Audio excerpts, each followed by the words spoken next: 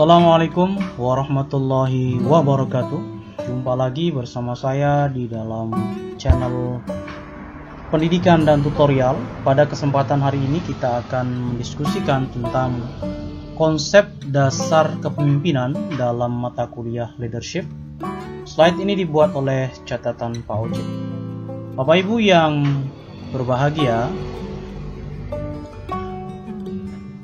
yang perlu kita pahami pertama adalah apa pengertian atau definisi dari leadership. Leadership dalam bahasa Indonesia diartikan sebagai kepemimpinan. Jadi leadership sama dengan kepemimpinan. Yang kedua, leadership merupakan fenomena interaksi sosial yang kompleks dan seringkali sulit dibaca. Menurut Wahab tahun 2008 bahwa kepemimpinan merupakan kemampuan dan kesiapan seseorang untuk mempengaruhi, mendorong, mengajak, menuntun, menggerakkan atau memaksa seseorang atau kelompok agar mau menerima pengaruh selanjutnya, berbuat sesuatu yang dapat membantu tercapainya suatu tujuan tertentu. Lalu kepemimpinan juga diartikan sebagai kemampuan untuk mempengaruhi perilaku seseorang atau sekelompok orang untuk mencapai tujuan tertentu pada situasi tertentu, di mana kepemimpinan merupakan masalah sosial yang di dalamnya terjadi interaksi antara pihak yang memimpin dengan pihak yang dipimpin untuk mencapai tujuan bersama, baik dengan cara mempengaruhi, membujuk, motivasi, maupun mengkoordinasi. Basri 2015. Bapak Ibu yang berbahagia, adapun kepemimpinan di dalam Islam disampaikan bahwa Abdurrahman Asy-Syarqawi tahun 2010 dalam bukunya mengatakan bahwa sepeninggal Rasulullah terjadi kekosongan pemimpinan. Terjadi beberapa gesekan bagi mereka yang masih hidup, seperti halnya udara yang masuk dari ruang kosong yang saling bertabrakan. Hingga akhirnya disepakati bahwa Abu Bakar sebagai khalifah pertama kepemimpinan dalam Islam harus mampu memberikan perubahan dan pembaharuan secara signifikan sehingga melahirkan kepemimpinan yang kuat atau strong leadership yang visioner dan mampu membangun budaya organisasi yang efektif dan iklim organisasi yang kondusif. Istilah-istilah kepemimpinan di dalam Islam, ya, saya akan lewati ini. Istilah-istilah kepemimpinan di dalam Islam disebut juga dengan istilah khalifah, juga disebut dengan istilah imam, kemudian disebut juga ulil amri. Bapak Ibu yang berbahagia, adapun tujuan dari leadership itu adalah sarana untuk mencapai tujuan.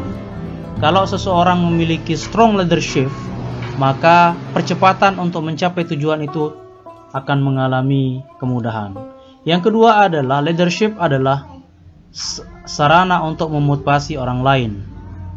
Adapun fungsi leadership itu sendiri, yang pertama adalah fungsi administrasi, yaitu mengadakan formulasi kebijaksanaan, administrasi dan menyediakan fasilitasnya. Yang kedua adalah fungsi sebagai top management, yaitu mengadakan planning, organizing, staffing, directing, commanding, controlling, and sebagainya. Bapak Ibu yang berbahagia,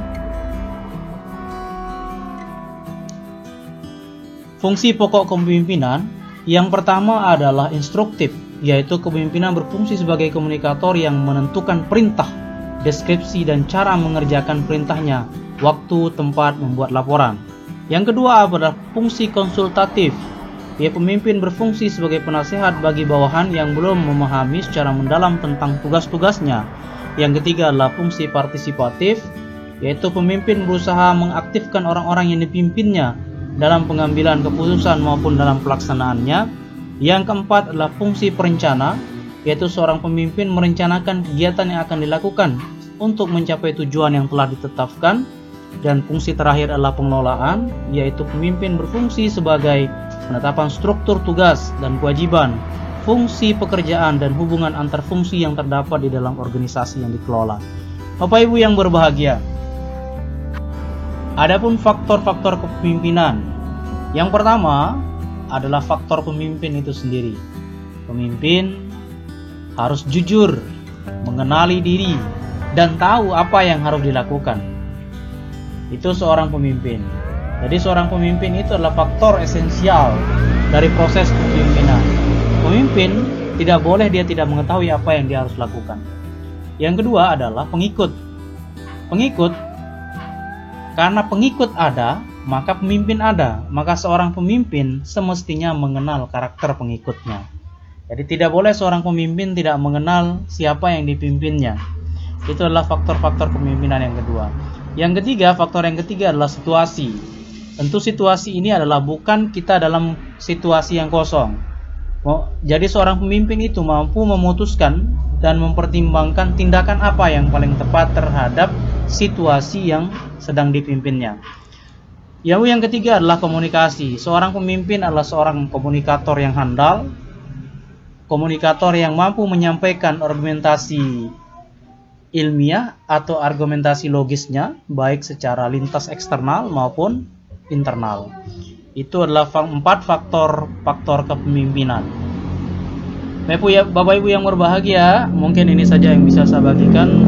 Kurang lebihnya mohon maaf. Allahumma fiqh ila qawmi thariq. Wassalamualaikum warahmatullahi wabarakatuh.